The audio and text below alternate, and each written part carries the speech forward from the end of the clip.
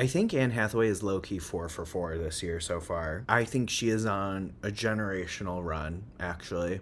Hi, welcome back to the channel. It's Adam here, and today we are going to be talking about perhaps the biggest surprise of the summer, and that is the end of Oak Street. I think on paper, this movie is a bit of a hard sell. I know when I saw the trailer and figured out what it was about, I was kind of like, okay, sure, I guess. So I went in kind of not really knowing what to expect. If you don't know, the end of Oak Street is about this mysterious cosmic event that takes a suburban neighborhood and plops it right in prehistoric time. So this family, played by Ewan McGregor, Anne Hathaway, Christian Convery, and Maisie Stella, all must do what it takes to survive. Again, very hard sell on paper, very baffling. It's from David Robert Mitchell, the director and writer of It Follows and Under the Silver Lake, which are very different movies than what this one is going for, but somehow, some way, he pulled it off. He pulled it off. From the minute the theater lights went off and the screen went dark, you hear this big swelling score that is evoking kind of the Spielbergian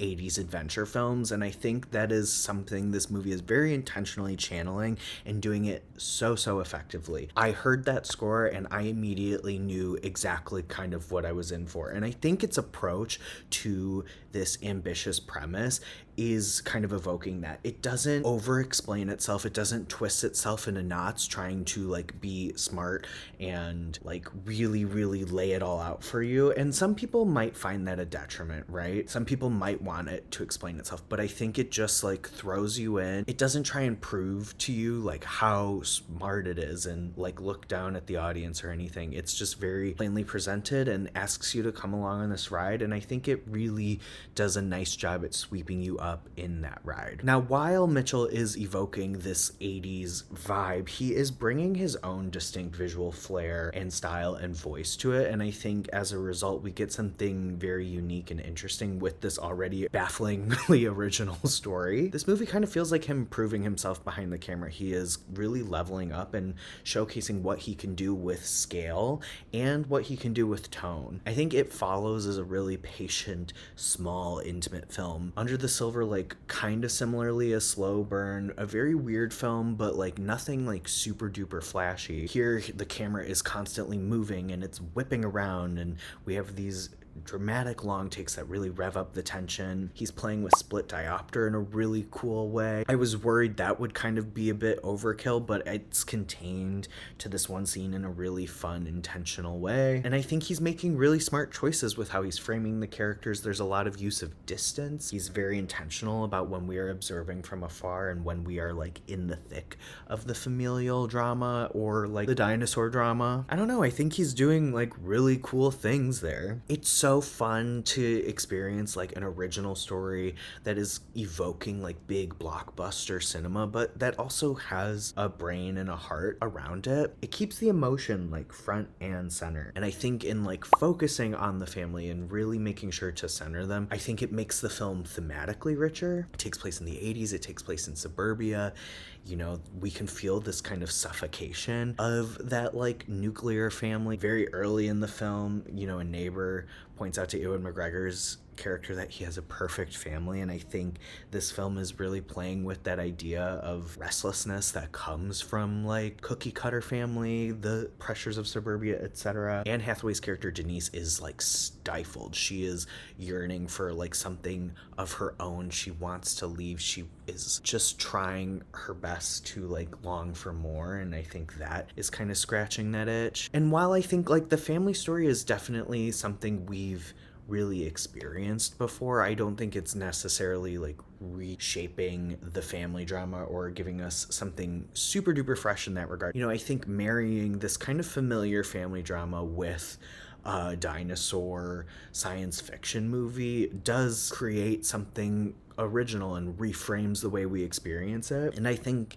the emotional experience at the center like really sticks. It's not just like this fun spectacle. There is like an emotional drive beneath the thing. I think David Robert Mitchell is very intentional about allowing us time with the family, allowing us time with each member, and getting a feel for their dynamics, not only with each other, but with how they move through the world without dragging it out. And I think then by the time we are thrust into the main premise, we are able to, invest emotionally. And I think those emotional beats land much better because of it. I also just think the performances are really game. Like, everybody in this is very much committed to the premise. It's an absurd premise, but I don't think they are treating it as such. They are very, like, much all in. Maisie Stella, I am continually impressed by her film work. I really liked her performance in My Old Ass a couple years ago. Christian Convery, who was most recently in Frankenstein, he's really good here. I think once he kind of sinks more into like the emotional stuff for his character, he really shines. Ewan McGregor's good. I think his character is a little bit of like a blank canvas for the audience to project on. He is very generic dad, but he is lovely, and his chemistry with the family is lovely. But man, it's Anne Hathaway all the way. I think this woman can kind of sell anything. She is so committed. She is so all into it. And she really brings this incredible ferocity to the role. She's so all in. She is playing this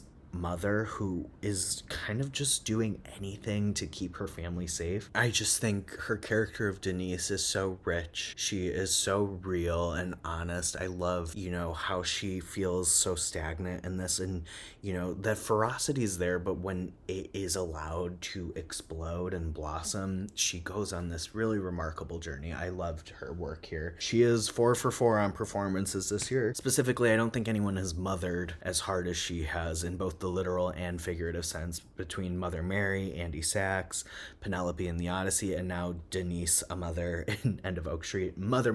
I mentioned earlier, but I found the tonal command of this movie to be really insane and impressive as well. Again, this is an absurd situation. There's a lot of visual gags kind of happening in the background that are played for comedy, and they are genuinely laugh out loud funny, but I don't think it ever sacrifices the tension and the terror of the situation, and sometimes that's all in one frame. It's mind-boggling. Like, we are following Anne Hathaway and Ewan McGregor, and we're like really like scared for them, but in the deep background there is something going on with the dinosaurs and the neighbors that is kind of funny to watch. So like, I was really boggled at how well that worked. This thing is so earnest, and there's no like cynical ironic sort of humor that we see in a lot of blockbusters. Like, the comedy is genuinely played for comedy as moments of relief, but like, we're really, again, fully committed to this premise. I mentioned it earlier. I think like the biggest qualm of this is it wraps up a little too nice and neat. I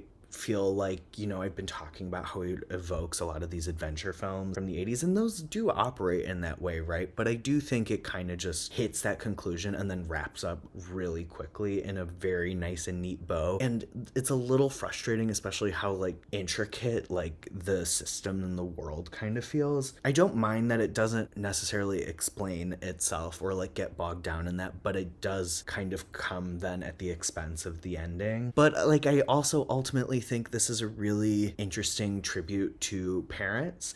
I don't want to say too much more without like spoiling anything. I think this is a really like beautiful homage to parents and how parents are people too. They are figuring out the world for the first time alongside us. They have their issues, their tensions, what have you, but like, they work through it for the benefit of the children and try and do what is right by their kids, hopefully. I think this movie in a way is talking about how the world is a scary place. It's so scary to bring a child into this world and figure out how you're going to navigate it with them and how you're going to bring them into it and introduce them to these things and talk about things, but you're just doing your best and you do what you can to protect them and ultimately set them up to protect themselves. I don't know, this movie felt very personal in that regard, and I think that took it a notch over the edge for me. I think I'm riding a little high. I'm sitting at 4 stars, mainly because I was so pleasantly surprised, but it's just fun. It's not anything like super revolutionary. I don't know that it'll be on my top 10 list at the end of the year, but I had a great time with this. I had a big smile on my face. I was like at the edge of my seat. My audience was very into it. I think this is a crowd pleaser. It's a big scale blockbuster-esque film, but it's an original story, which we've been craving. I think you should check it out and give it a shot. Thank you so much for tuning in. Make sure you do all the things you're supposed to do with the YouTube channel. Make sure you like, comment, subscribe, share, follow me everywhere, and I will see you on the next one. Bye!